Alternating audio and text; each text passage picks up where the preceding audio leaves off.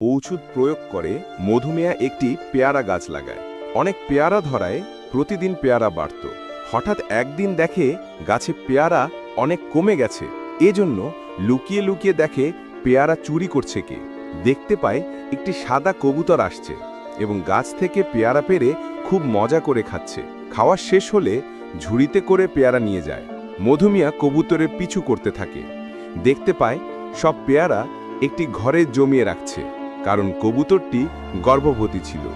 মধুমিয়া কবুতরের এমন অবস্থা দেখে সেখান থেকে চলে আসে। কিছুদিনের মধ্যে কবুতর বাচ্চা দেওয়ার অবস্থায় চলে আসে এবং অনেকগুলো কবুতর ছানা জন্ম দেয়। হঠাৎ একদিন বিশাল ঝড়ে কবুতরের বাসা শহর ধ্বংস হয়ে যায়। মধুমিয়া দৌড়ে কবুতরের ঘটনার স্থানে যায় এবং কবুতরকে বাঁচিয়ে নিয়ে আসে। বাড়িতে এসে চিন্তা করে কবুতরকে কোথায় রাখবে। শেষমেশ কবুতরকে তার পেয়ারা গাছে বসা বানিয়ে দেয়।